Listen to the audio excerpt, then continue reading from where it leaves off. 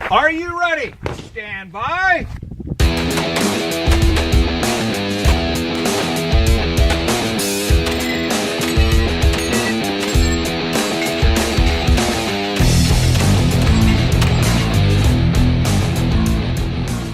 Welcome to the Three Gun Show, brought to you by Armalite. I'm your host, Dave Hartman, and my guest today is Prestige Worldwide shooter Forest Lathrop. Forest, how you doing, man? Doing great, man. How you doing? I'm doing awesome. I'm excited to have you on the podcast here. You and I have shot together for a number of years here in Colorado, and we're going to get to know you deeply here. Oh. We're going to mess some stuff up as we learned just a moment ago. This sounds sensual. Well, you do have the voice for it, so. For all you listening here, we're going to have some fun. Be sure to listen after the show for a special offer from Armalite. And if you're not a member of the Patreon group, sign up at patreon.com/3gunshow. That's Patreon, and you can get access to all the great stuff that comes along with that. Private Facebook group, match recon podcasts, and all kinds of other great stuff. This guy is right here. That's right. And Patreon. Yeah. Forrest is a patron. A patron saint of giving. Thank you, sir. Mm-hmm. Patron saint of something. Well, Forrest, man, it's great to have you here, dude. This is the first face-to-face interview that I've done in the new Three Gun Show World Headquarters. Yes, it's quite nice. I like the ambiance. Thanks, man. We have a cooler. We have beer. We do. We're drinking Weldworks Coconut Stout. Coffee coconut stout. Coconut stout. I got the coffee just for you. So we're gonna be pumped after this one here. So Cheers. Thanks, buddy. Thanks for bringing a beer. That's awful nice of you. Yep. Hey, sharing the wealth.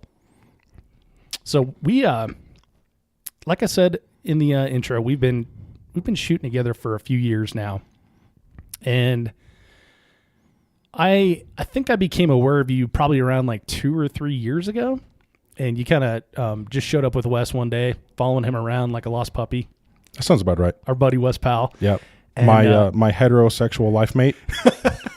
Exactly.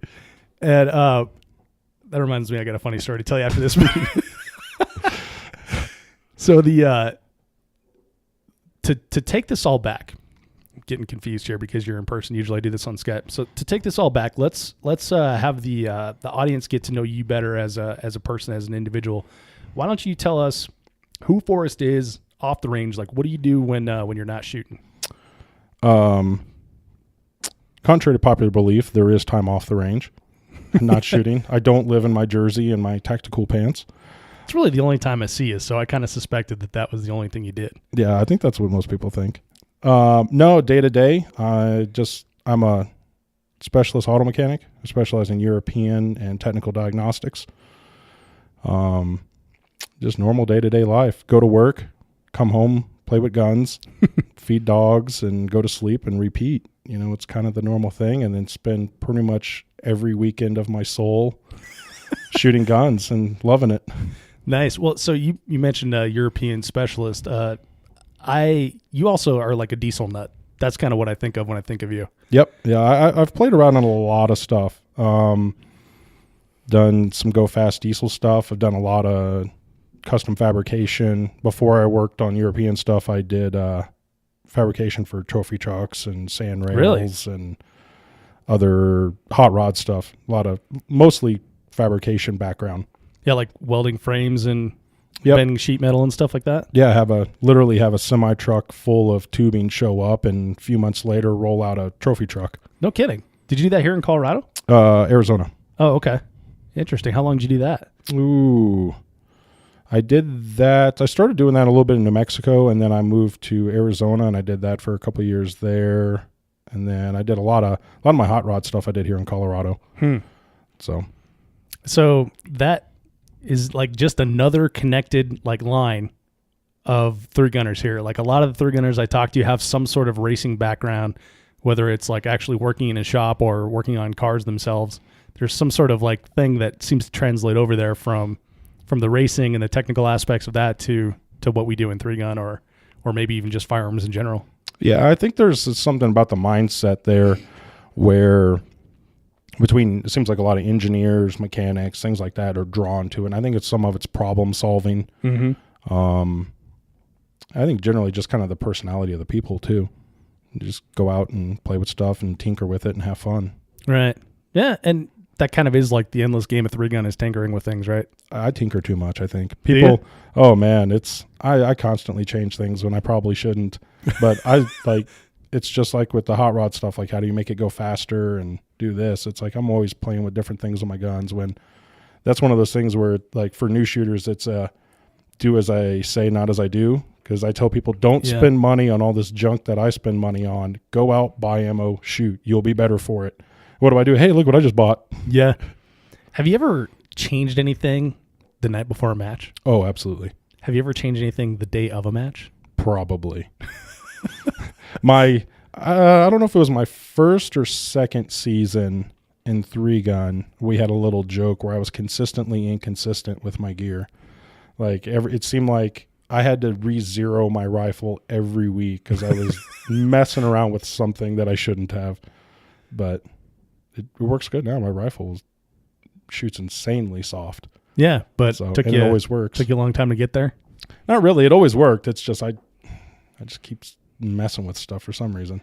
Well, when did you give up? Like, well, let's stay on the racing thing for a minute here. So, when I bought a new truck around this time last year, got a bunch of help from you as far as like what years to look for the Duramaxes for the optimal transmission and no emissions and this and that, and it's worked out pretty well. So, where did the knowledge of Duramaxes come from here? Duramaxes came from my own truck. Just messing around. I have an 03 Duramax that I proceeded to put way too much money into to try to make it a go fast. Right. It is. It's a very fast, big truck, but now it. Can you quote any numbers that people would can relate to? Right now on the street tune, it dynos like 730 horse and 1,300 foot-pounds of torque.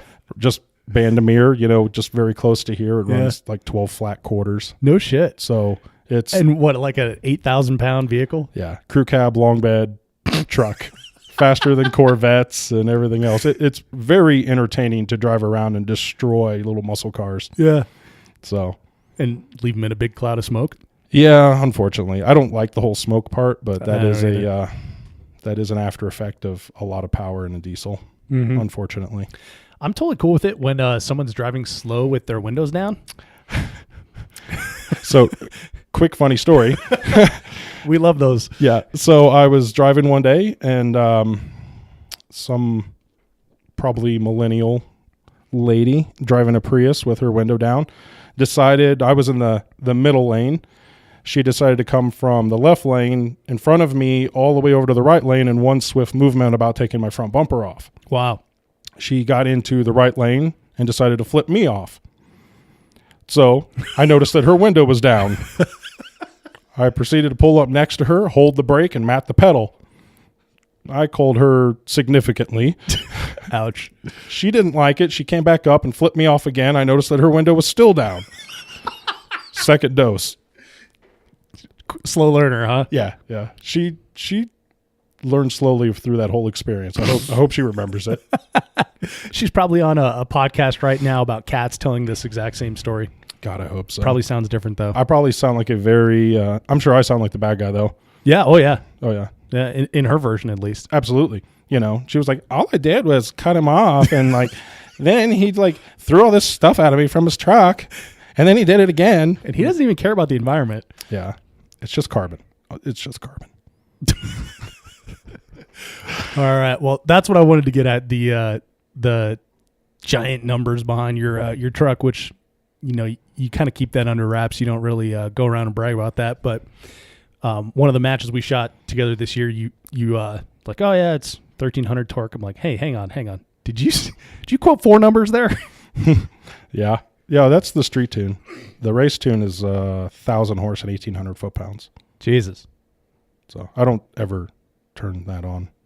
That does bad things. Brakes, axles, transmissions. Yes. Yeah. Second engine, fourth transmission. Oh, geez. Second rear end, third drive shaft. Oh yeah, it's bad. All right then. Yeah, I don't do that anymore. So guns are much cheaper then. Oh, yeah. So when did it change to guns for you then? From racing trophy trucks, from souping up your diesel? Well, this is my third season shooting, Mm-hmm. so not really that long ago. Just myself and a few friends, we all had just a pistol. Like, buddy had a Beretta, and I had a little XD, and I think I just started. I don't even remember anymore. I think I just started with a little XD. We went to a little local small competition, and I got destroyed. Mm-hmm. And that's Was that here in Colorado? That was here. Yep, in northern Colorado. That's just my personality. I don't like to get destroyed and leave it at that. I've got no problem getting beat, but that's just drive for me. Yeah. So I went back and got better and started winning there, and thought I was like the great white in the pond, and turns out I wasn't. So I went to a bigger competition and got destroyed, and got better, and just keeps progressing. And now I get to travel around the country with cool guys like you and shoot 3-gun. It's pretty awesome. Sweet. Well, so when you say that you went to another match after thinking you were, great white swimming in a pond, was that a 3-gun match? To be honest, I don't remember if I shot a USPSA or if I went to 3-gun first. Mm-hmm. I don't remember. But I remember, same thing, even when I went to 3-gun from pistol, I majorly got destroyed. Right. I think I was in bottom third of the field or something like that. Where was that first match at? Weld County Gun Club. Okay. So, and I think for most of us northern Colorado shooters, that's where almost all of us started. It's funny. Almost all of us northern Colorado shooters, we all started shooting pistol at Owl Canyon Gun Club, small pistol matches. And then pretty much all of us in 3-gun now all had our first match at Weld, and I think we all got destroyed. Because Weld is known to be a technical match. Yeah. Well, and for people that aren't in Colorado, so Weld County is like a Greeley area, right? Yep. And a little bit east of Greeley, a little bit northeast of Greeley. Okay. Yep. The funny thing that I remember about Weld County is if you type in Weld County range into Google, it takes you to their headquarters, not the actual range. Yes, it takes you to the headquarters in Greeley. Yes. Yes, I screwed that one up. It was awesome. Yeah, because the range is technically in Briggsdale. Yeah. I always forget the name of the town because I don't even think Briggsdale's not that big. I didn't think Briggsdale was actually a town. I think that's just something to call it. I don't know. It's probably the guy that lives across the street. His last name is Briggsdale. Maybe. I think we should go with that. That's going to be official now. Yeah. Mark it. There you go. So the Weld County Fish and Wildlife Range, Weld County 3-gun, it's put on by a bunch of dudes that we've shot with for a number of years. And for a long time, it was like one of 2 matches in Colorado, right? There was like Colorado Rifle Club 3-gun, which is like, super, super far east in Byers. And then you have Weld County, right? And so I started shooting up at the range that was associated with the place I used to work. And it was kind of the same thing. It's like, oh, this is really fun. And then I go to Weld County and it's like, oh my God, like these dudes are insane, And it anytime I think about that sort of thing, like the guys that we shot with, like, the Matt Youngs, the Drew Bolts and John Beasleys and the guys that all taught us that kind of stuff is like, they're like the local match heroes, I guess you could call them. Right. And whenever guys like you and me, who have only been shooting for a few years, talk about like those early experiences, like those are always the dudes that we talk about, which is kind of fun. Yeah, absolutely. And even to this, even today, it's not like those guys have slacked off. I mean, no, I wish they would. Yeah, right. It's going to be Nancy Kerrigan. I'm going to meet him outside a porta potty with a lead pipe. Those guys are they're just so technically sound. Mm-hmm. And it's made all of us better. We talk about that. Like, there's a few of us that in just a few years, we've grown significantly in the sport. And I think a lot of that has to do with the level of the local Colorado shooters and the matches. We have some outstanding matches, some outstanding shooters. And when you can push on each other and do technical matches, that really helps progress all the shooters involved.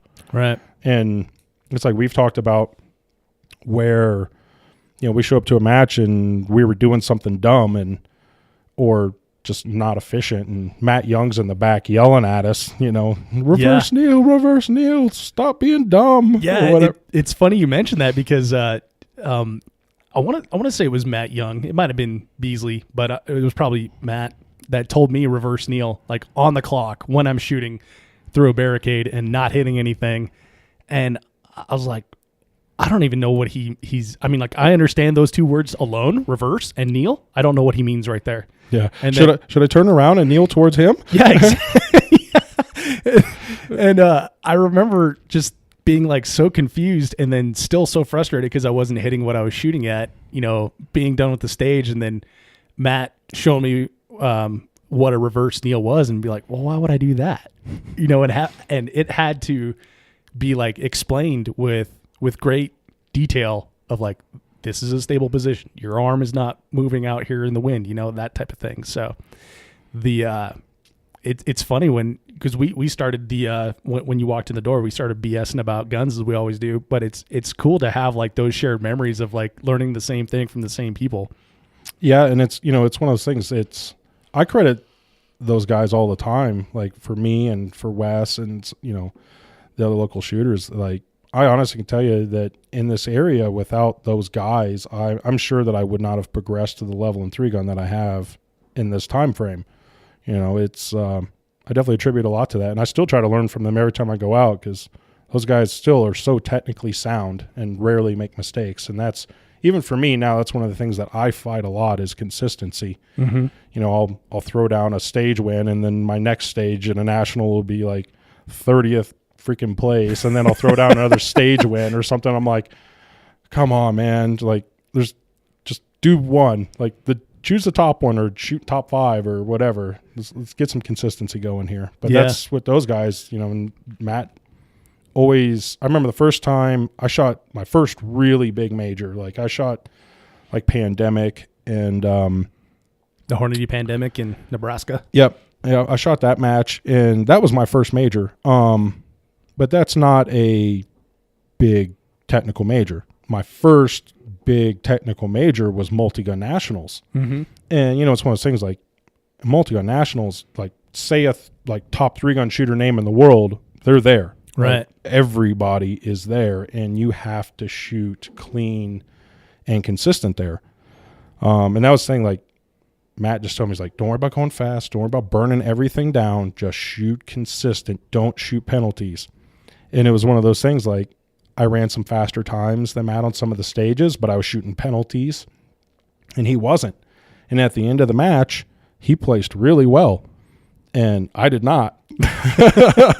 Like, I had some good times, and you could look at my results, and like I had some good stage finishes. Right. But in the overall, like, getting a couple penalties, that was my first realization. It was at Multi-Gun Nationals. I remember, I think it was our second stage we shot.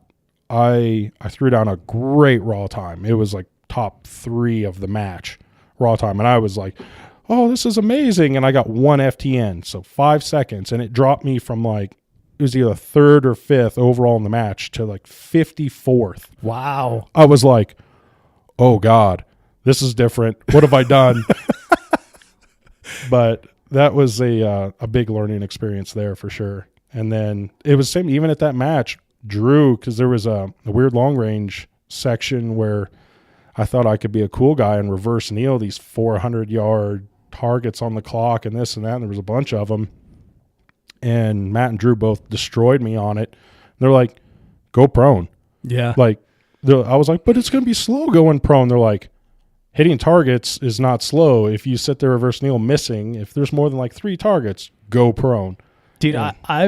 I've been goaded into that one so many times. Like, this is a perfect barricade for double kneel or reverse kneel. Like, I could hit this all day long because, like, in practice, there's no time pressure. There's, you know, all the time in the world to get set up, and in your head, you're not trying to rush yourself like you are in a stage. Yeah, no adrenaline. Yeah, no adrenaline, no cocktail. No one's looking at you. There's nothing on the line, so it's easy to go up, take that, you know, double kneel or reverse kneel position, make that hit and go, where you do it on the clock. And it's like, yeah, maybe I should have went prone right there for that 600-yard target. Yeah, I've done that before, and it's like, oh, I know I could do this all day or whatever, and I go up, and I'm like, miss. What have I done? Yeah. So how do you balance that then as you're walking through? If you don't have a Matt and a Drew sitting on either shoulder telling you what the right way to do it is. How do you judge like what type of position you need to take for like a long range shot like that? You know, it's funny that sometimes I'll do that with myself and not having a Matt or Drew there.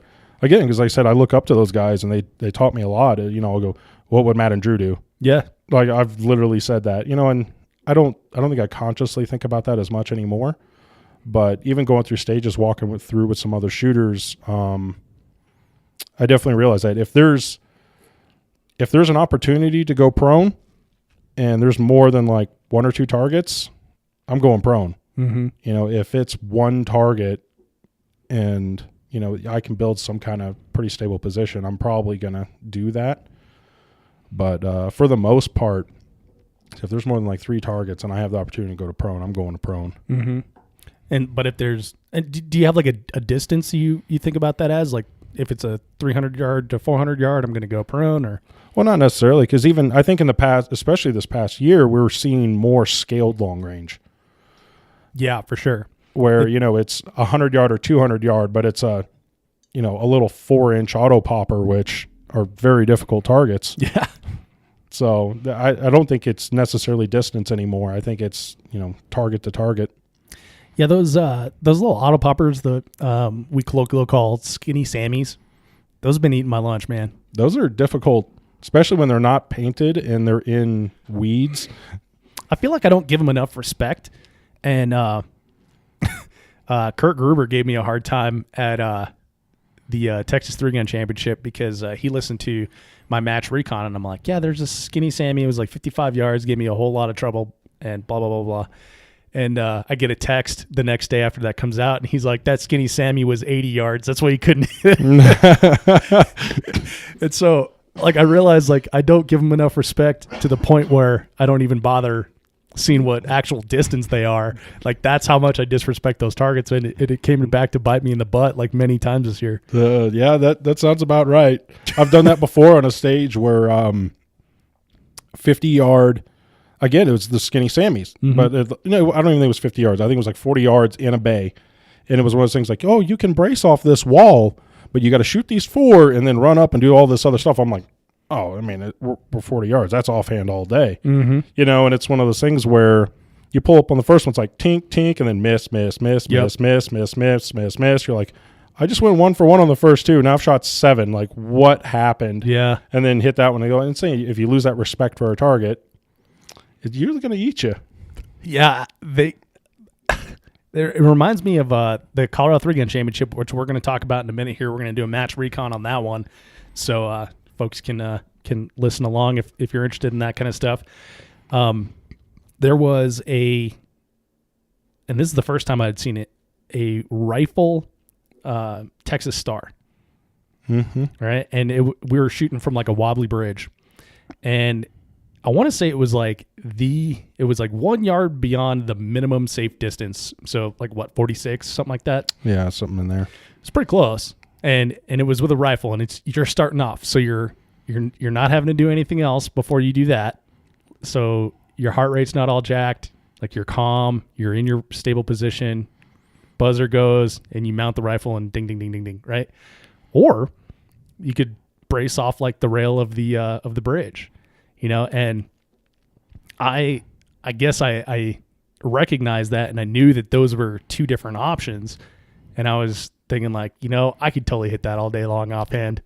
But I went and I did the what would Drew say kind of thing. And I was like, nah, I gotta take a knee and get on the side of the bridge. And so I did that. And then later on, I watched Casey Ryan, like a video of his, and it was just buzzer, and he mounted the rifle and ding, ding, ding, ding, ding, and he was off. I was like, shit, I should have done that. Kicking myself later, but I'm no Casey Ryan. But that's the whole thing. It's man, if you dry fire it, man, I tell people like that all the time when I dry run, like do a walkthrough, I'm like, man, if I could just shoot it this fast, it seems so easy right now. Yeah, exactly. I'm like, I did the same thing though. I looked at that exact same target. I was like, man, I know that I can offhand this. I know I can. What did I do? I went on the rail. Absolutely. Nice. Absolutely. As soon as the buzzer went off, I dropped to the rail. Because especially, and that was actually my very first stage of the match. Oh, okay. So that was one of those things. Played a little bit safe. Like, don't do anything catastrophically dumb here. Wait till the second or third stage to do that. Yeah, save that for later. But that's what I did. I think that's what pretty much all of us did. A couple guys tried to shoot it offhand, hand makeup shots, and that's one of those things. And I think with more experience, and that's one of the things like when you talk to Daniel Horner, one of the things that I really recognize with him, and I definitely am not to that level, is that when you talk to him, he says, 3 steps takes me 1.2 seconds. To draw the pistol takes a quarter of a second. To fire 3 shots takes this. I mean, he has everything down to a tenth of a second, what every little thing does. Yeah. So when he walks a stage and he runs through the scenarios, he knows like what his stage time is going to be. It's eerie. It's weird. Yeah. But the thing that I start to think about more is like, all right, so standing and shooting offhand versus dropping, kneeling and shooting off the rail. Is standing there and shooting it offhand faster if you go 1 for 1? Yes. Okay. If you have 2 makeup shots, just 2, it's faster to go to the rail if you shoot it 1 for 1. Oh yeah, it's true. So that's, trying to help my consistency and getting a little bit more of that experience. You have to shoot to your own capability. That's one of the things we talk about with new shooters all the time. When squatted, we squad with a lot of new shooters, and I tell them like, you're going to watch me shoot a stage, and that may not be the way you want to shoot it. It's not anything against you, but my skill set is a little bit different. And it's the same thing. If you're somebody that's very strong pistol shooter, like, even, Bob Crow he's shooting some 3-gun, it's like, it's one of those things where let's say it's and Bob Crow's a USPSA grandmaster. Yeah. World champion. Many times? And, very tall man. Yeah. I mean, he's a pistol legend. Mm-hmm. And if you have a shotgun pistol option course of fire, for him, obviously the pistol is the way to go. Right. Like, and especially, let's say it's got a 30-yard plate rack. For most people, it's going to be a better option to shoot a shotgun there. For Bob Crow, go pistol. Right. You have to shoot to your capabilities and what your strengths are. Mm-hmm. So, and there's several people like that. That are like, pistol masters, pistol grandmasters, and then when you put them on the shotgun, they look like, a baby deer trying to walk, But the concept of like playing to your strengths is huge, and you mentioned it. We squad with a lot of new shooters. When we're shooting like local matches and you're squatted with new shooters, how do you help them figure out what their strengths are? I think for them,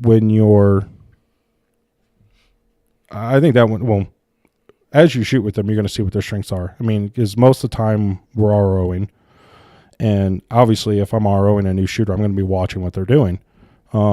Based on that, after a few stages, sometimes I can, provide a little insight if they want it. Some don't want it. And then... And that's a tough thing too, is dealing with that ego for someone, Yeah. How old are you, Forrest? Do you mind me asking? How old am I? That's a good question. 30. I just turned 34. 34. Hey, Yay. Congratulations. You're alive still. So 34 years old, there's times where we'll have like a new shooter out there who's mid 50s and may have been, shooting longer than you've been alive, may have been prior military service, hunting for years, whatever. There's some ego that comes along with that. So, yeah, absolutely. So how do you break through that ego and, respectfully say, hey, look, dude, you suck at pistol, but how do you say that in a nice way?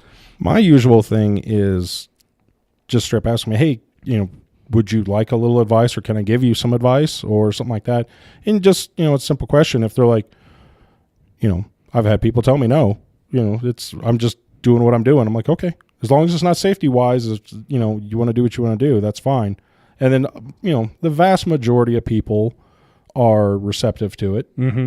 And, that's good. Yeah. Yeah, for sure. I mean, I think it's very typical for a lot of us in the community to be kind of A-type personality and stubborn and opinionated and arrogant and all those things. Yeah. I mean, there's a lot of names that could be associated with, the type of people that usually shoot. But then again, a little bit off subject, but there are a lot of other words that can be associated with most of the people here. They're, die hard loyal. Yeah. Yeah. Very, very honest. Most of us are unfiltered, bluntly honest. but also with with like a familial generosity as well. Like I've borrowed rain gear, coats when I screwed up and didn't bring a coat because it's October in Colorado and it's cold for some reason.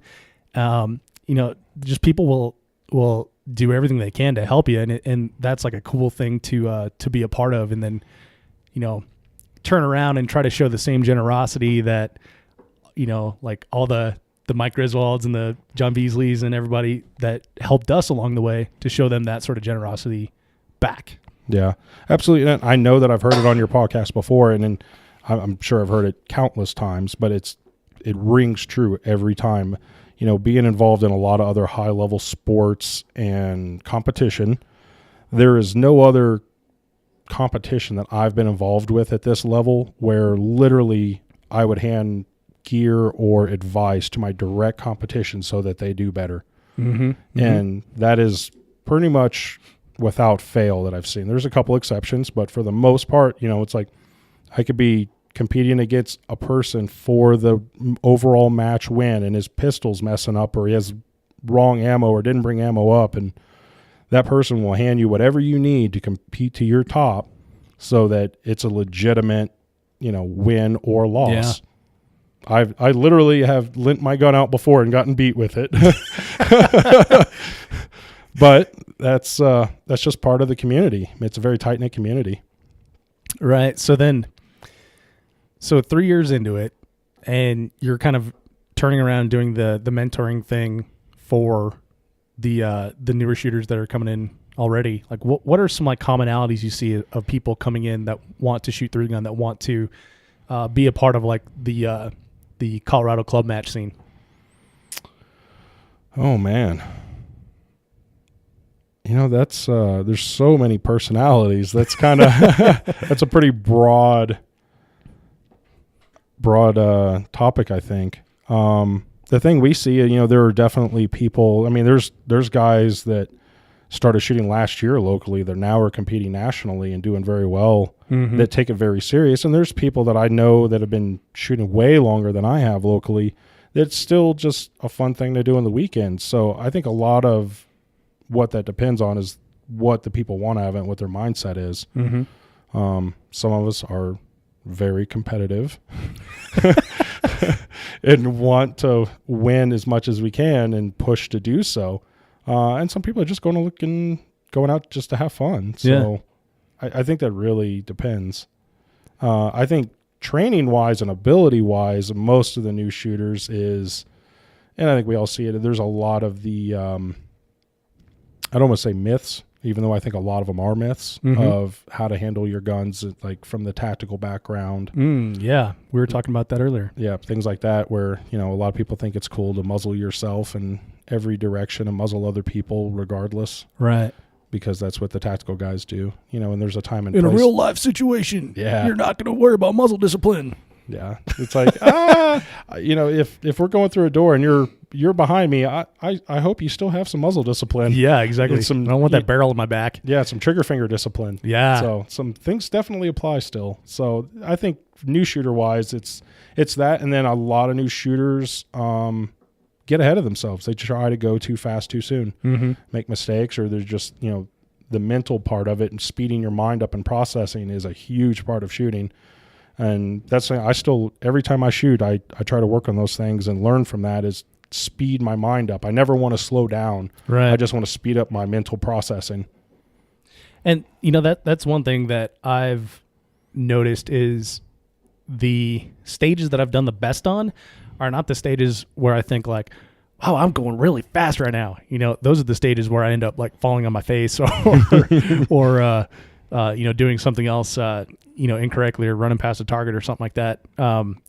Finding that I didn't even hit a paper target that was 7 yards away. So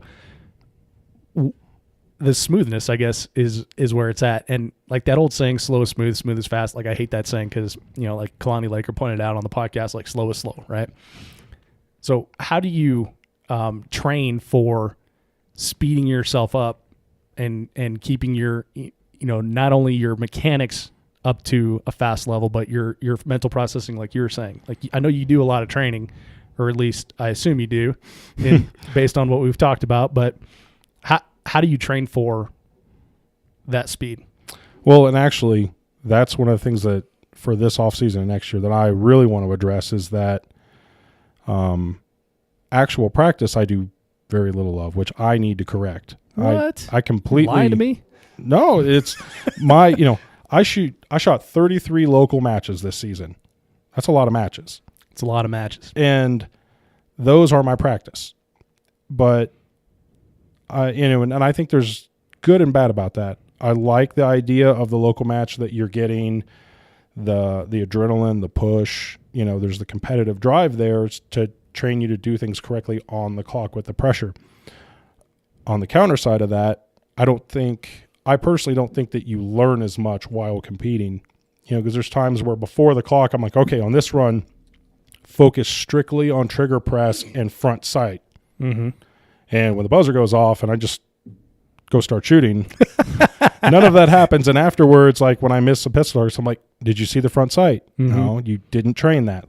So that's one of the things that I'm, like I said, with consistency wise, I think I'm looking at correcting, that's one of the things that I really want to focus on is getting a good practice routine. Mm-hmm. I've struggled with that and I want to remedy it. I just need to figure out how I'm going to do that. I don't have a 100% plan yet. It's in the works though. You at least have the piece of paper and the pencil, and now you just need to write it down, right? Yeah. And part of the problem for me, and I think there's reasons for things. I try not to make excuses for things, mm-hmm. but working a full-time job, and then part of the problem is where we're at, in my area at least, the closest outdoor range is 45 minutes away. Right. So it makes it difficult for me to get out and go do practice with that stuff. Mm-hmm. I have an indoor range close, extremely nice one, but there's only so much that I can do there and mentally do there without losing focus.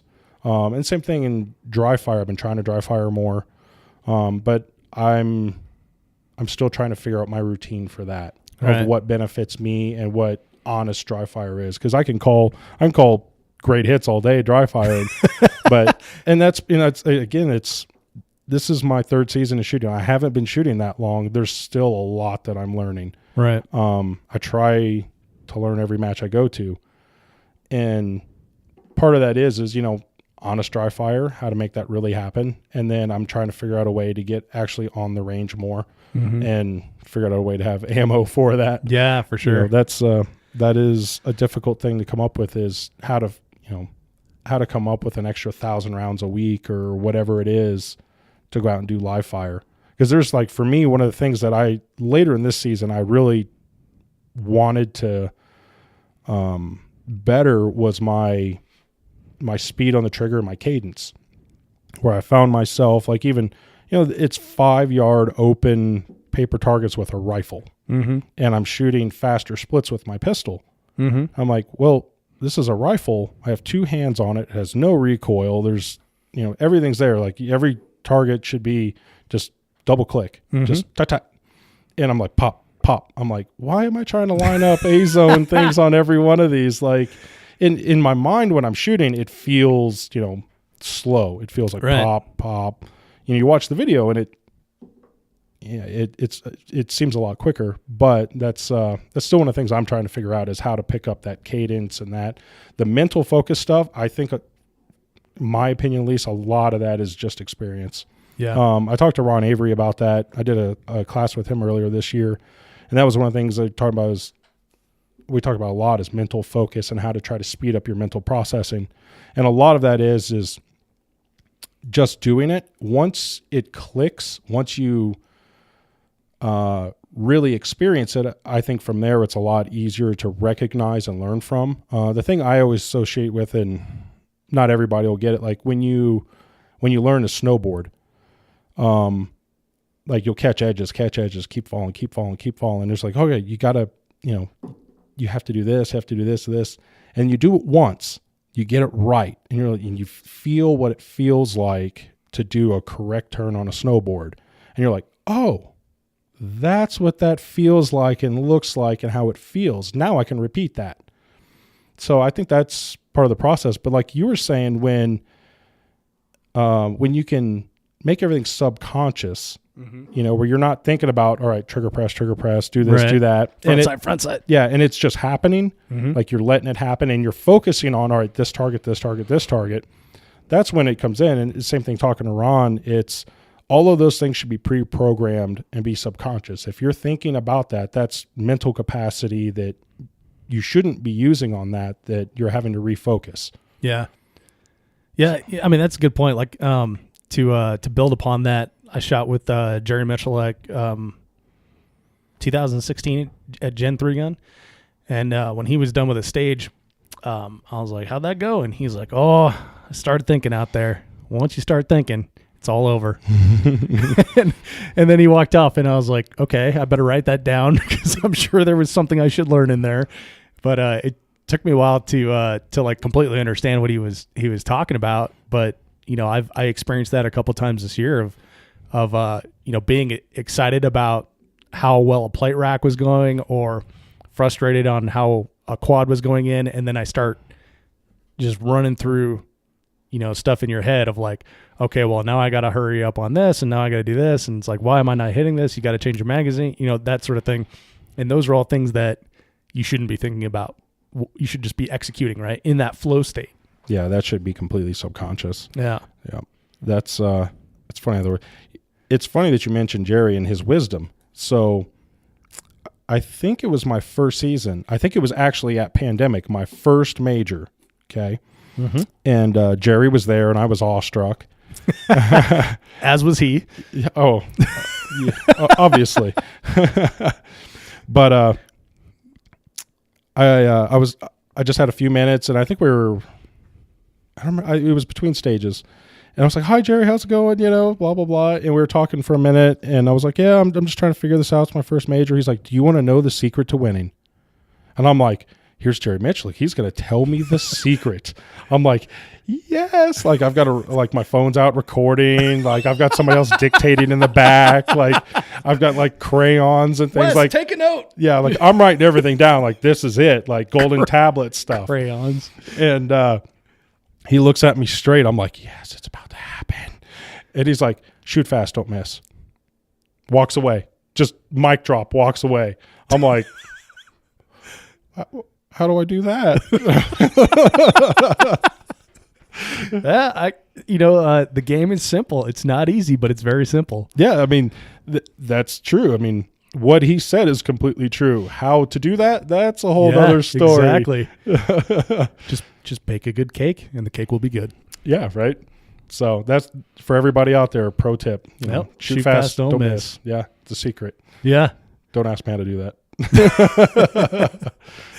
Oh, man. When you talk about like training options here in Colorado, I can totally relate, right? Because we're in Lakewood, Colorado, 3-Gun Show World Headquarters, and prestige worldwide. And if you travel west, you're going to be able to ski and snowboard. But if you go north, south, or east, there are 3 pretty good ranges that you can go to. 4 good ranges you can go to, but none of them are within 2 hours of here. Yeah. I mean, even so locally, like we talked about, I shoot a lot of local matches. I drive a lot. And you live in Loveland? Loveland. Is that right? Yep. So Weld is my home range. That's my closest range. That's about 45 minutes away. 45 minutes away without idiot Colorado drivers probably from Texas or California. Got a funny story about that. Yeah. And other than that, I mean, all of my drives are over 2 hours, and it's, those can make for some long days, but that's just, it's funny when I talk to people from other areas, especially, Texas now, Missouri now, Oklahoma, like matches are popping up everywhere. And they're like, oh yeah, that match is 10 minutes from my house. I'm like, 10 minutes? You got that range 10 minutes from your house? Like, oh my God, I'm so jealous. Yeah. Whereas, it's crazy. My matches, it's funny because even like socially and everything, the people are like, oh, let's go out tonight, blah, blah, blah, on a Saturday night. I'm like, well, tomorrow is SoCo, Sunday SoCo, and I have to get up at 3 a.m. I have to drive 2.5 to 3 hours, go shoot the match, and then it gets done at 6 p.m. or whatever, and then we go get some dinner and then drive back, and I'm home at 10 p.m. and I got to go to work, and this and that, so going out Saturday nights out on that weekend, I'm like, yeah, that's the worst part about shooting 3-gun, in my estimation, is how damn early you have to get up to do it. Yeah. Well, getting up earlier doesn't bother me so much. I'm an early riser. We all talk about it. There's a lot of times I hate how long it takes to run a match, but that is just part of the game right now, and I accept that. But do I wish we could do that a little bit differently? Yes, absolutely. Yeah. So being back here in Colorado and remaking Colorado my home, I've tried to figure out which range is going to be like my home range, where I can go, during the week and practice and do teaching and things like that. And I've settled on Ben Lamont gun range, and I went out recently for a training session with our buddy Chad Torres, and I think it was a Wednesday. It took me 2 hours and 15 minutes to get there, and I mean, it was unreal. Like, I had to leave so freaking early to get there when Chad and I were supposed to meet up. And I'm like, oh, okay, well, we can't make it 9 o'clock because then I'll hit all the Denver traffic. Can't make it 10 o'clock because then I'll hit all the Denver traffic. Can't make it 11 o'clock because I'll hit all the... So we got to make it like 8 o'clock. And so then you leave at like 5:30 and still show up late. It's a challenge here. And then when you talk about, indoor ranges, like, you can shoot straight and that's it. Yeah. Can't run around. Yep. Yeah, and some of them are better where they'll let you draw and things like that, but definitely for what we do, I prefer to get out on an outdoor, active range. Yeah, I went to an indoor range recently with a student, and there's a dude next to us that's just like slinging rounds down range out of everything, and then find out later they're like rental guns. It was like, bro, you didn't even need to put paper out there because you like weren't even aiming or anything. Like, he had like a rental 45 and an M1 or M14. I don't know. It was 308 something or other. And it's like, this is almost like detrimental, like walking us back. Cause like, how do you speak to a student and like ingrain trigger control when there's this just kablam, kablam? It's like, bro, we're on like a 25-yard range and you're shooting a 308. What's going on here? Dude, it's the worst thing in the world. Like, I'll try to go, like we said, tinkering with my stuff so much. I'll be in the indoor range trying to zero my rifle, and there's a dude next to me with a 300 Win Mag. Like, ow! I'm like, oh my God.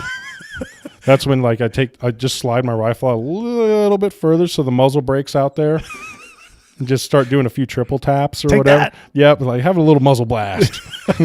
How do you like it? But yeah, I mean, they're definitely. The indoor range close to my that Liberty Firearms Institute is 10 minutes from my house, which that's awesome. That place is amazing.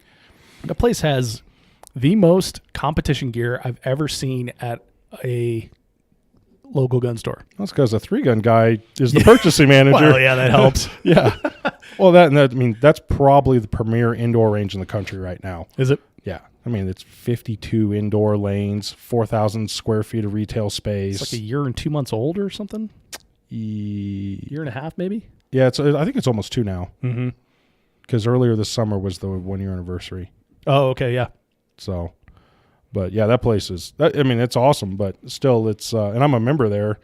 So I try to go in and I shoot my dot drills with my pistol and things like that. And those are like, if you're going to shoot at the indoor range and shoot static, basically, I personally don't think there's any better thing you can do than just shoot the dot drills. Right. Yeah. There's so much stuff you can do with them, and those will make you a better pistol shooter. They really will.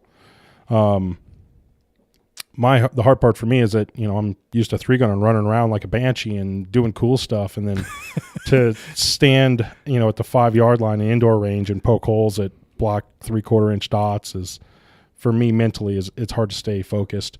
Yeah, for sure. But yeah, I used to shoot with a guy that he said that he started out every training session with his 22 and a dime-sized dot, and I don't know if he was like 5-7 yards, something like that, but he said that his training session would not progress until he put all 10 rounds in the 22 Ruger, whatever he's got, magazine on that dot. And he said some days you only shoot one dot. Some days you go home pissed off and don't shoot any 9mm at all. That's probably a good, a mental focuser though. Yeah, for sure. I mean, and that shows something. We have all seen that where there's days where it seems like you can't miss, and there's days where it seems like who put blanks in my gun? Yeah, exactly. Well, Forrest, there's a couple questions I want to ask you that I ask all my guests, and we'll get into those in a minute here. But I don't know if we're supposed to talk about this, but I'm just going to assume it's okay. There are 2 ranges in Colorado that are getting big berms built, 400 to 600 yard berms, and they're going to be practical berms. And right now in Colorado, the farthest that we can shoot in a match is 200 yards. And there's several times where we don't shoot past 100 yards. Yep. I feel like that's going to significantly change like the face of 3-gun in Colorado, and like the level of shooter that we have to be able to shoot local matches out to 600 yards or 400 yards, depending on which range you're at. What do you think about that? I'm all for it. And I have had conversations with those, with said match directors, and I am all for it. I think the fine line and the balance that we have all spoken about many times is how do we make 3-gun matches challenging and fun, and skill builders for higher level competitors, and how do we keep new shooters and just hobby shooters keep coming back to those matches, because that's one of the hard parts. You start throwing in 400 and 500 yard targets in local matches, which for me I'm all for, because I don't get to shoot those, and then I show up to a national and they're like, oh yeah, there's an 8-inch plate at 500 yards, have fun. I'm like, I'm going to hit it, but yeah. I don't feel confident about it, and I'm probably going to shoot more at it than I should. I felt that way in my very first match outside of Colorado, which was in Texas. And I want to say that the longest shot there was like 450 or something like that. But then, I go to like a local match, Dissident Arms 3-gun in College Station, and they're like, yeah, we're not shooting too far today. 430 is our farthest target. Right. Okay. Coming from where I come from, like that's more than double what we can actually shoot. Yeah, that's a poke. Yeah. It's whoa, I'm hitting stuff. Jeez, dude. Rookie. Right here. No, like we said though, I'm all for it. I look forward to it. But I think we're gonna have to figure out how to probably balance things out a little bit. Yeah. I'm not sure how. We'll probably just have to make the penalties where they're worth going for, but they're not going to destroy some of the other people.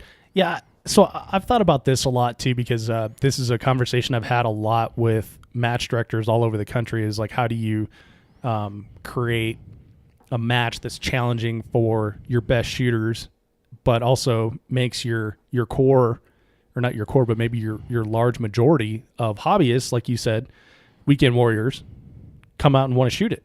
How do you keep that balance?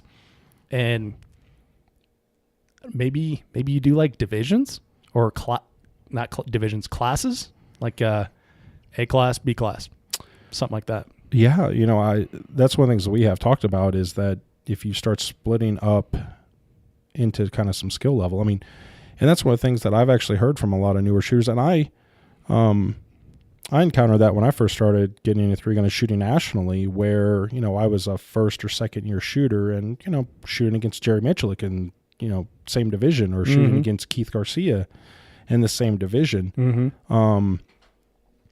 I like competing, personally, I like competing against the best. That's why I shoot TAC. And that's one of the things where, take that, Wes. He doesn't listen to these. It's fine. Yeah, right. And it's one of those things. There's extremely good shooters in limited and in open and all divisions. The top shooters and all those are extremely good shooters. But if you want to go to where all the best considered shooters in the world are, they play in TAC. And that's where I want to play, even though I could get some better, match finishes shooting a different division. I want to compete with the best. Whether, and say I'm okay with getting beat. I just want to go and compete with the best. Yeah. So, but like you say, for local wise, I think that's kind of a good thing too, because, obviously I'm no Keith Garcia, but locally, I'll go out and win the vast majority of local events, or be right there top 1, 2, 3. And for some, like a new shooter that's on the squad will come up and shoot, on the same one as me. And they're like, well, how am I supposed to compete against you? I'm like, well, don't worry about competing against me. Like, that's not technically what you're doing. Yeah. I mean, it's, and so this is something that I struggle with a lot, and I don't get it, because like I've done a ton of 5Ks. I've done a lot of, or I did one half marathon, and that was enough for me to realize I don't like doing that. And I've done a ton of obstacle races. I've never won any one of them, and I've never gone away pouting, thinking like, oh, I'm never going to run a Spartan race again because I didn't win. Like that guy that runs every day won. Screw him. Yeah. Well, he runs every day. Exactly. That's my point, is like we all have different priorities and resources and goals in life. So what is it about 3-gun that makes people shy away if they can't win their first match? I think it's ego. Boom. It has to be. It's got to be.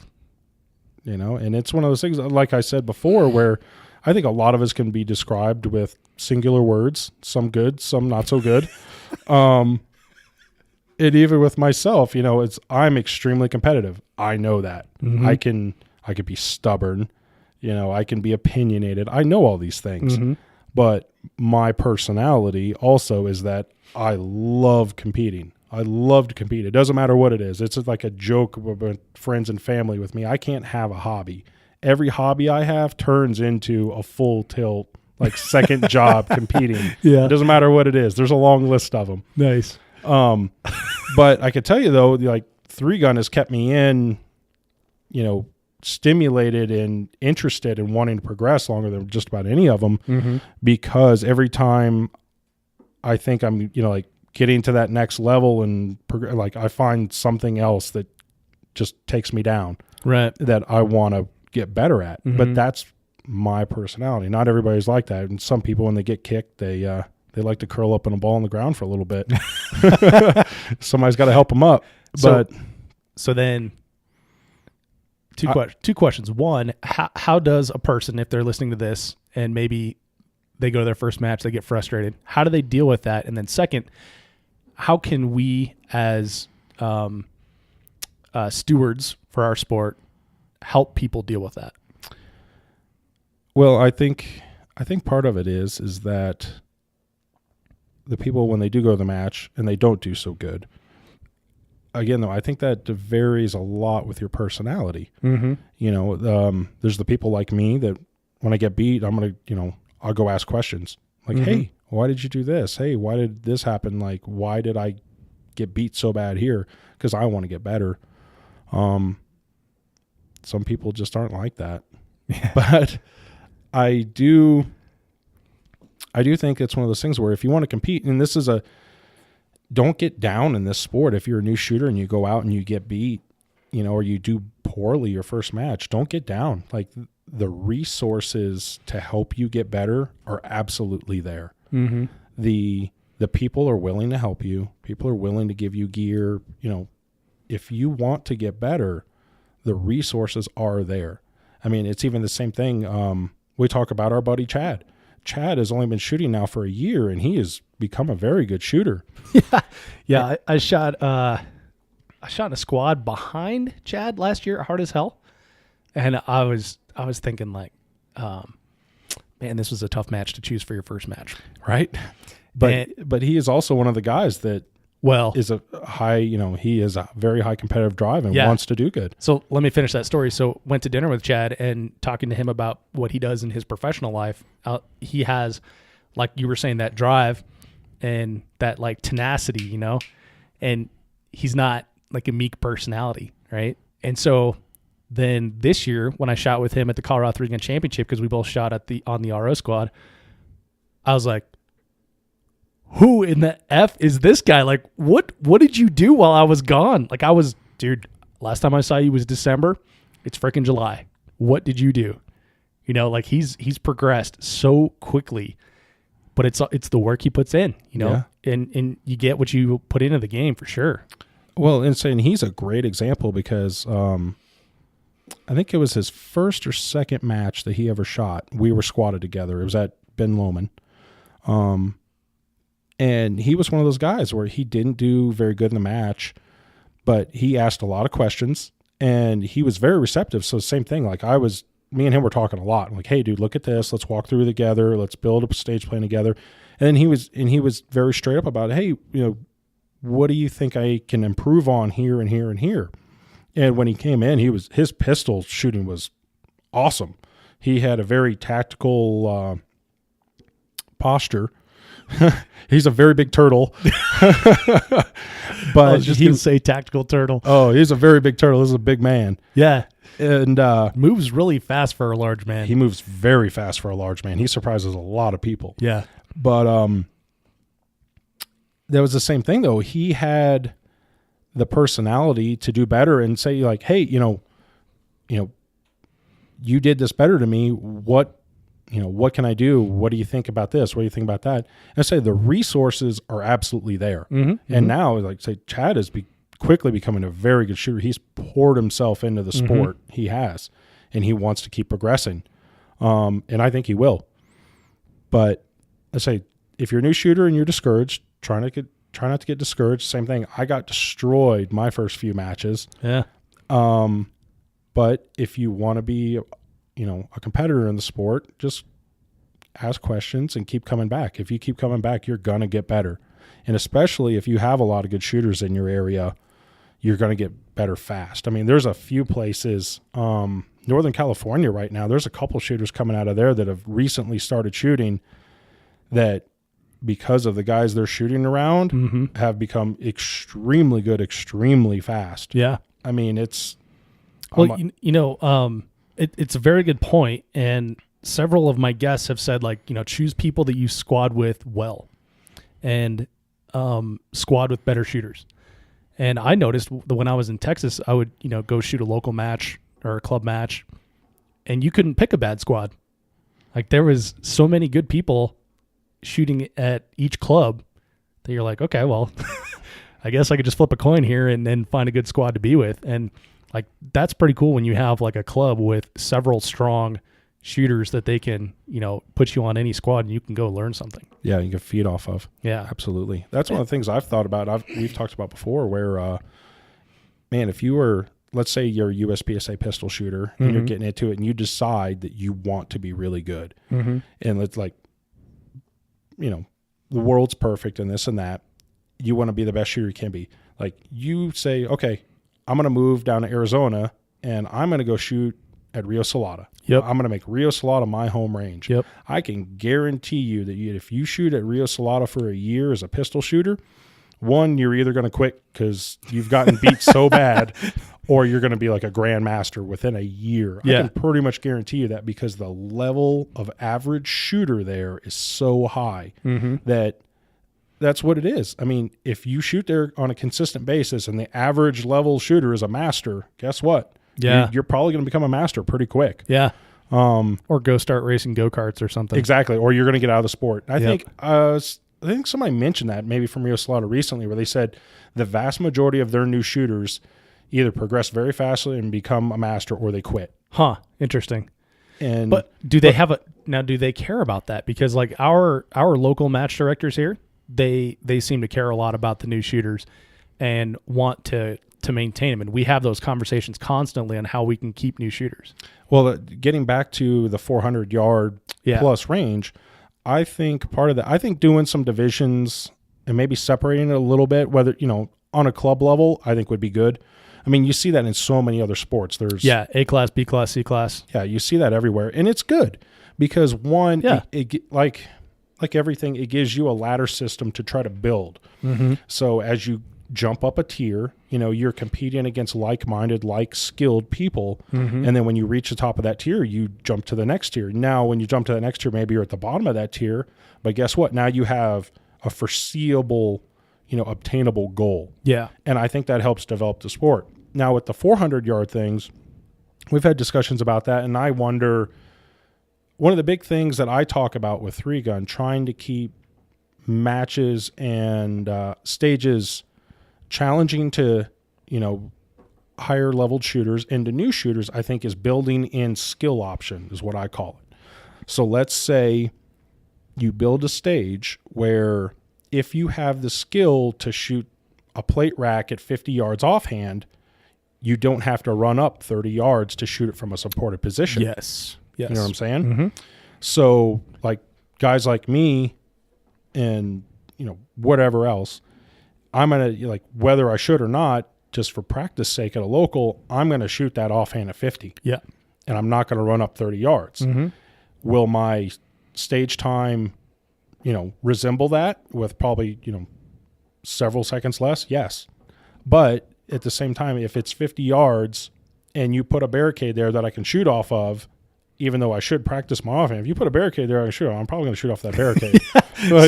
Same here, man. If everybody's shooting off the barrade, right, because that's the smart thing to do, guess what? Well, and I still have that ego. Like I want to beat Craig Calkins, and Lance Lazoff, So that's one of the things that I fight a little bit, and I think a lot of us do with competitive drive is, I talk about all the time, all right, locals are practice. This is where you go for things, whether you win or lose. Like if you go for something and screw up and it costs you the match, it's no big deal. This is practice. Yeah. But I want to win.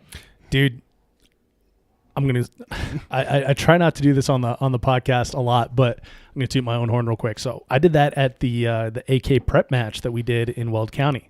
We had so for folks following along at home, Red October Kalashnikov Festival happens in October, obviously at SUPS, Tactical Performance Center, whatever the name is. There's 4 of them, and you and Wes, right? Is it you and Wes? You guys decided to put this on, or who was it? Whose idea was this? Drew and Wes officially did it, okay, and then I was kind of the third wheel on that. Gotcha. So Drew and Wes. So that really fun swingy array in the back, that whole stage was me. All right, that's where my story centers on right there. So that match, it's an AK prep match, right? It's Colorado's AK match to prep for Red October, for the people that are going to Red October, and for like our local dudes who want to shoot their AK once a year, right? So last year, my understanding is there was like 30 some 40 whatever shooters.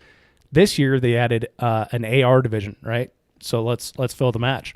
And so I think there was like 30 AR shooters. And one division AR open, right? And so I'm shooting with our buddy Nick Ingmeyer and our buddy Chad Torres, right? And the entire match, we're just kind of like trading a second here and a second there and stuff like that.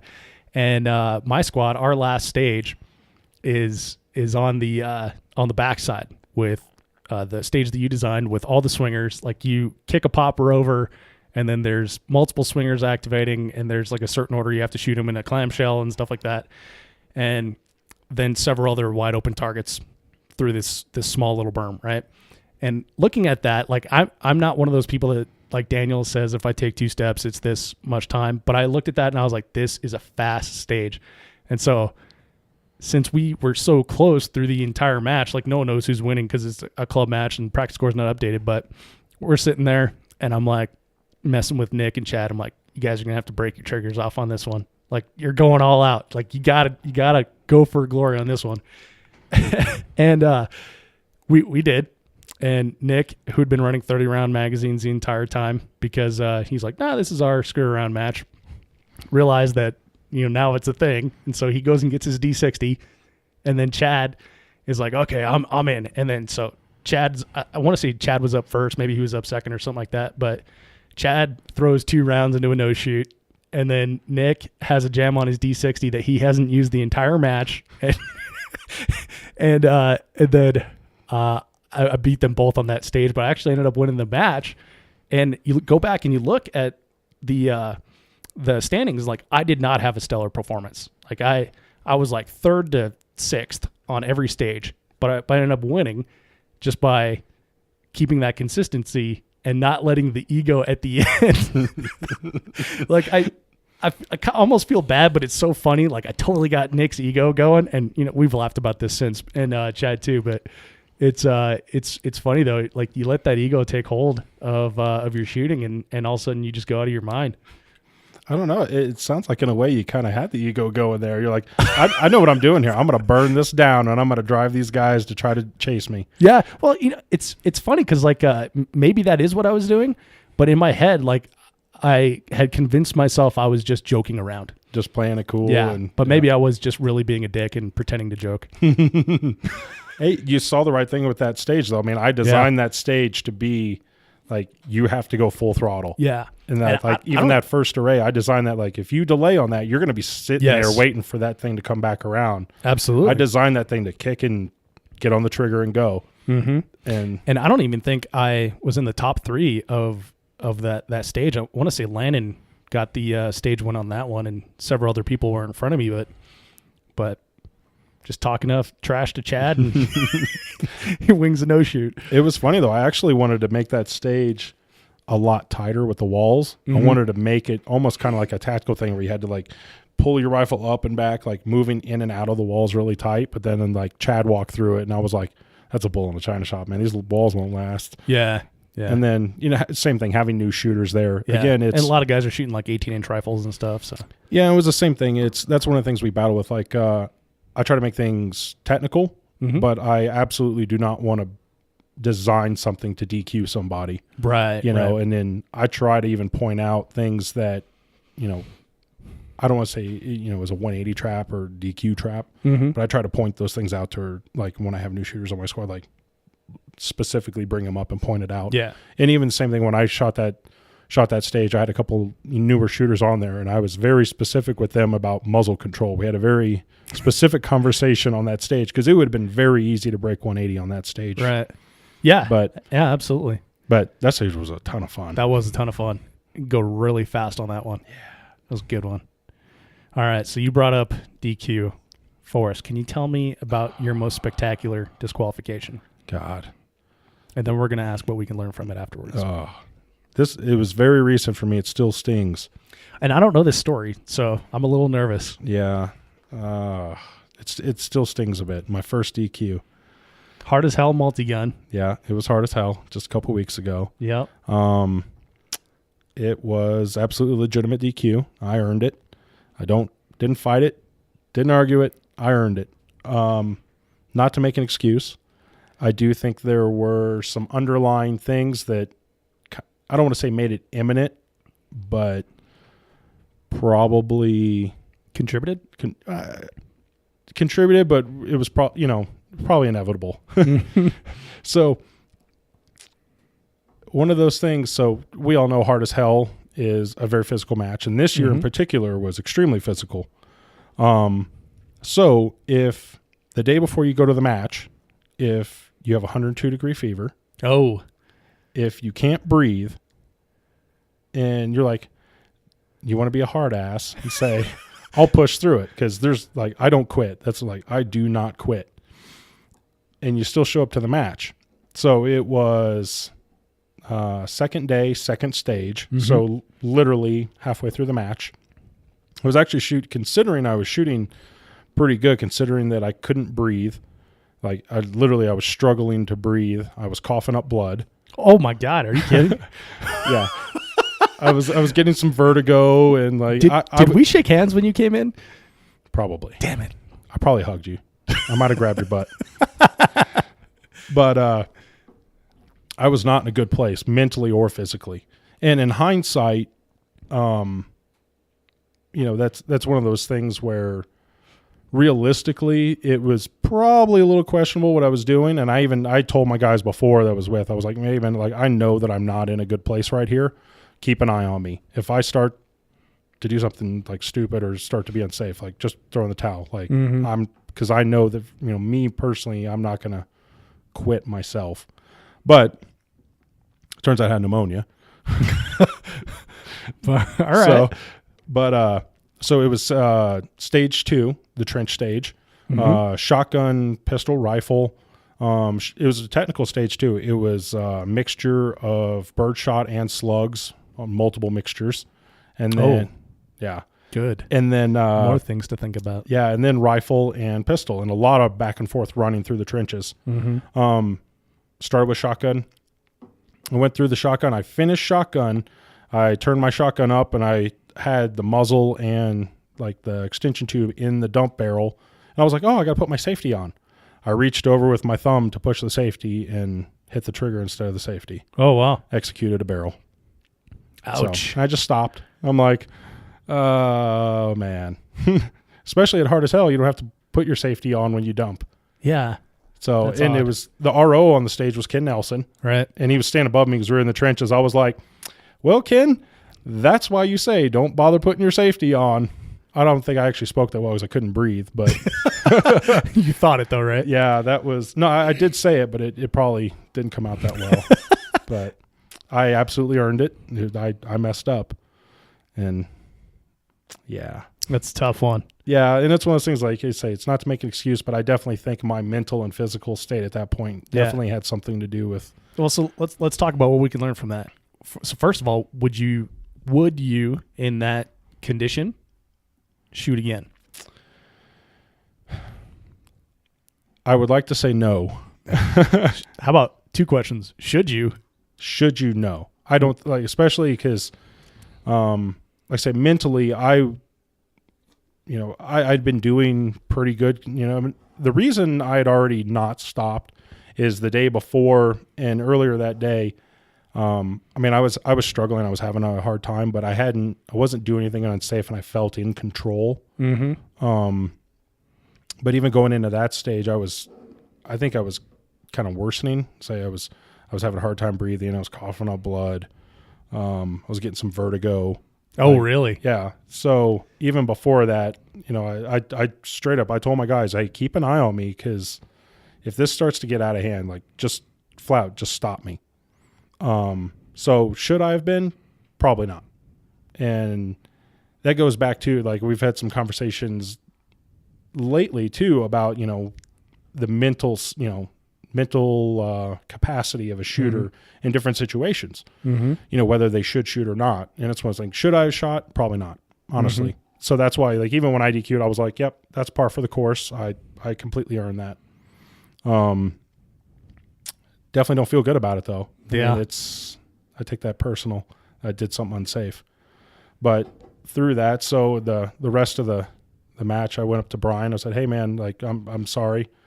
How can I help? Like, what can I do around here? So I ended up sticking around the next couple of days and helped doing some RO management stuff and directing shooters and things like that. So that's good. That's at least the use of your time. Yeah. Spread the pneumonia. Right. I stepped up my medication from that point. So Nice. But yeah, I think there's definitely some stuff, you know, to be learned about that too. Yeah, for sure. Knowing your, it's difficult to know yourself and to sideline yourself. You know, it's difficult to identify that you are impaired in some way, whether by sleep, by medication, by sickness, whatever, or, you know, mental state, whatever it is. And then once you've identified that, allowing yourself to take that time and that breather. Yeah.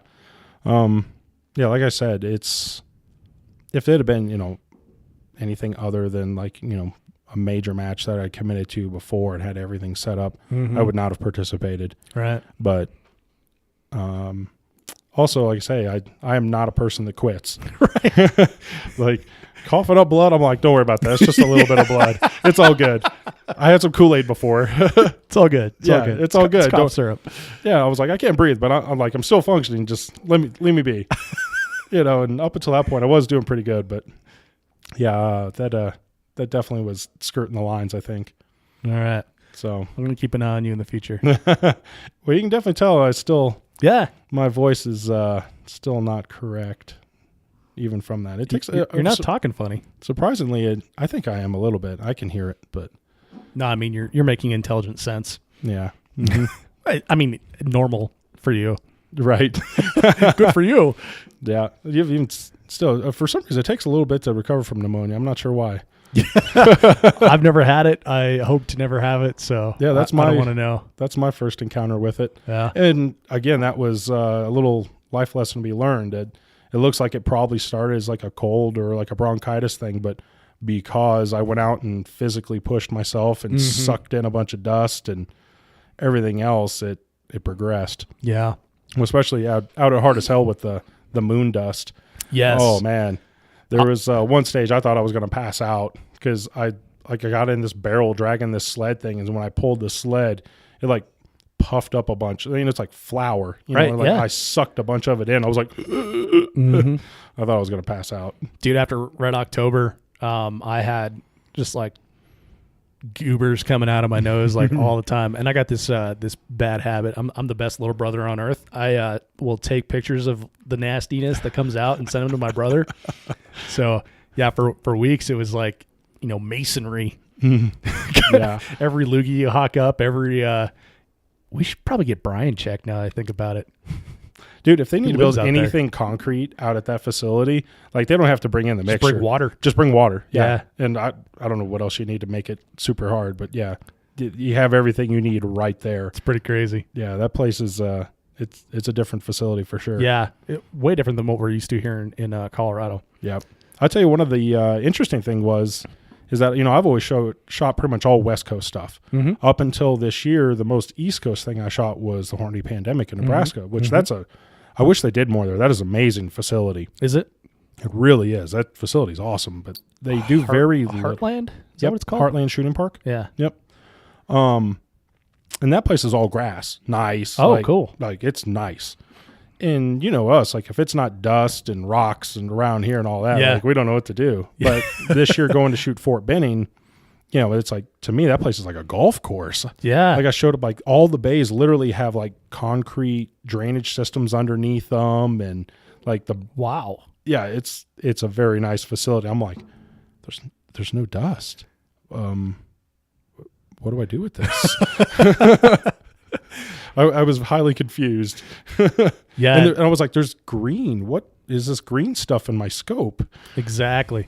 Yeah, and that's one thing I've noticed when, you know, you travel all over, like they cater the type of matches obviously to the terrain. And when I was in Forest Lake, Minnesota, shooting the Nordic Vortex Trigun, I got my butt handed to me on the jungle run because, you know, first of all, I was shooting the RO match, so like the weed whackers hadn't come through, you know, and by that I mean the other 200 competitors that cleared out the whole thing.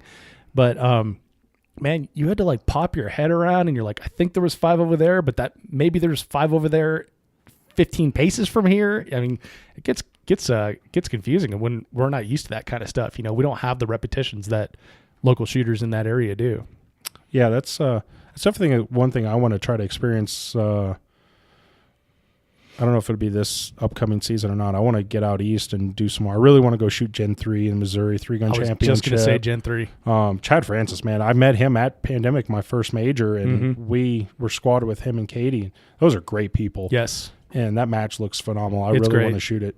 I want to get out and shoot a little bit more of that East Coast stuff just to get a little, you know, change in flavor. Yeah, sure. There's so much more open terrain and jungle runs and greenery and things like that. Yeah, it's interesting for sure. It's its own animal. It really is. Yeah. I'd say just different flavor. And that's one of the great things about 3-gun is there's so many different flavors of 3-gun. That's one of the cool things about the Surefire World Multi-Gun is like, you get to shoot them all. Yeah, you pretty much, I mean, the terrain's the same, but the style of shooting is varied every 3 stages, you know, that's definitely cool. I really like that match. That's a good one. That's on my list. Yeah, that's a really good match. Well, I'm really looking forward to the Expedition this year. Yeah, Expedition Multi-Gun. Yeah, that looks awesome. Yeah, there's a SHOT Show Expedition match. That's a, you know, club match after SHOT Show. Probably like 4 or 5 stages, something like that. Then I'm going to go shoot. Yeah. That should be a good one. That's all UML format, right? Yep. Yeah. Yep, put on by Pete I said Ramsey. the UML, I really hope that takes off because, I'm looking forward to trying it out. yeah, like we talked about earlier, I think the most fun match I shot this year was Kerry Palmer's Cedar Valley multi-gun match. Yeah. It was just so much fun to shoot. I really like that format.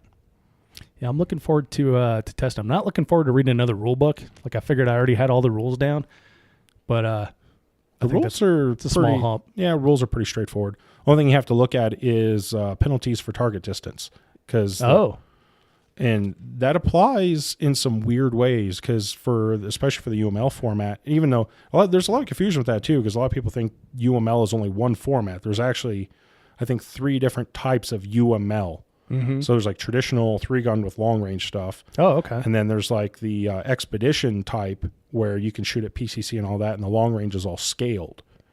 So that's interesting you say that because I had heard from a mutual friend of ours that one of his concerns was there was only 2 guns involved in every stage, no 3-gun stages. Correct. Is that correct? That is that is for the expedition style. Oh, okay. But every stage is 2-gun only. But there is a format of UML that does use all 3-gun? Yes. Problem solved. Yeah, UML is very versatile. Cool. And that's kind of the thing with that is they're trying to cater to make it so where everybody can shoot.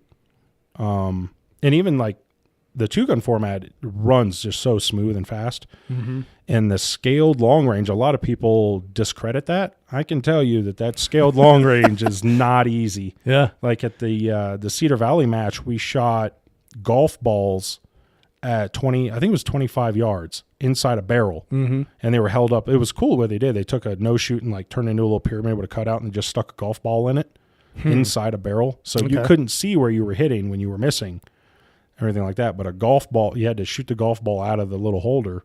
Interesting. So a golf ball at 25 yards during a stage is a difficult target. Well, we've shot some golf balls at local matches. It's not my favorite target. Yeah. And not just because it's difficult. It just feels dumb. It's like, for me, because like it feels like plinking. Like I could go put this out at my, out in the national forest next to some eggs and some pop cans and shoot this.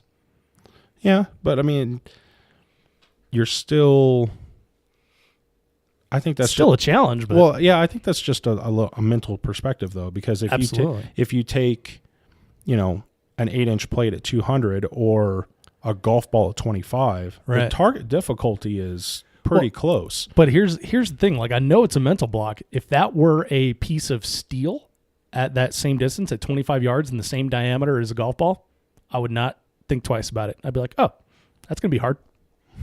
And that's it. So yeah, you're absolutely right. It is a mental thing. Yeah. And even when we went up, I was like, oh, that doesn't look too bad. Man, I saw so many people get owned by that. Yeah. Yeah. It was funny.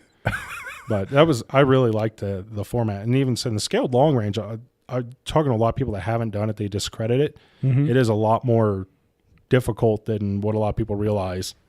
So, right. Well, one of my my last questions here is where do you see the sport of 3-gun headed? And based on what you just said and some conversations we had before we started rolling here, seems like you're a pretty big fan of UML. I am. I really like the versatility of it because, like we've talked about before, there's a lot of people that aren't getting in a 3-gun because they don't, like 1 gun. A lot of people for some reason don't like to shoot the shotgun, or say they don't have 3 guns, but they want to do the type of shooting that we're doing. The nice part of UML, one, it runs very fast. So like what we talked about before, where a match takes all day, that does not apply with UML. The other part of that is they have a division for everybody. You can shoot at traditional 3-gun. You could shoot at 2-gun. You could shoot at 4-gun. You could shoot at 2x4. You can shoot at PCC. You can shoot in any basically, type you want. Right. So it gets more people involved. And it's being that it runs faster and a little smoother, I think it opens it up for more people to shoot also. So I think the thing that I really like about it is that I think it's just going to help grow the sport to bring more people in. Because even from a new shooter perspective, if you go out and just shoot it 2-gun, like all 2-gun, or you shoot it all PCC, you have less gear. It's less things to think about on the clock. Yeah. Because shooting like 3-gun stage is true, like all 3 guns on one stage for a new shooter. That's a lot of things to think about. Have a lot of gear on. And then even younger shooters. So say you have a younger shooter that would struggle holding up an AR or a 12-gauge shotgun, 20-gauge shotgun. Yeah, with a 12-round magazine. Yeah, I mean, they can shoot PCC. You can build a light little PCC, and they can shoot next to mom and dad shooting true 3-gun at UML. Yeah. So I think it just opens things up, and I think it's going to help drive the sport a little bit. So hopefully it'll go that way. Awesome. Well, it'll be interesting to see, and need to get Pete on to chat about it and get his perspective on like the big picture, because it sounds like there's some pretty interesting things in the mix. Yeah, there's a lot of things even beyond that they have going. There's talk of a UML pistol only league, kind of like USPSA, and a few other things there. And the great thing is, like, Pete's dedicated a lot to it. So if you decide to start up a UML club match or facility or whatever, he comes out and helps set it up and get everything rolling. Sweet. So so far it's looking like a good possibility. Nice. All right, Forrest, final question here. If you can leave the audience with just one thought or one piece of advice, what would it be? Oh man, first, have fun. 3-gun is about having fun. Yes. And I think focus is the key thing to your performance. I think, that focusing on the task at hand, whether it's, the live fire or if you're dry firing at home or just what you're doing in that moment, focus on that, not what's ahead of you or behind you. I like it.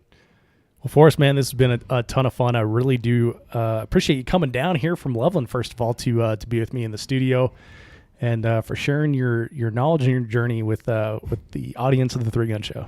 Cool. Thank you. Thank you, man. That's how we can share a beer that way. It's a lot better than over Skype. Absolutely. Thanks, Forrest. Thank you. And before you take off, make sure you check out the show notes at 3gunshow.com for links to things that we discussed in the podcast. You can also sign up on Patreon as a 3-Gun Show supporter or purchase your very own Born to 3-Gun t-shirt. As always, this podcast is brought to you by Armalite, and Armalite has allowed me to get special pricing for listeners on their line of 3-gun rifles, both the 13.5 and the 18-inch, as well as their competition handguards, gas blocks, and tunable muzzle brakes. If you're in the market for a rifle or components to build your own, you can email me, dave@3gunshow.com, and I'll hook you up. Thank you so much for downloading, listening, and subscribing to the show. I'm Dave Hartman from Forest Lathrop, and we'll see you on the range.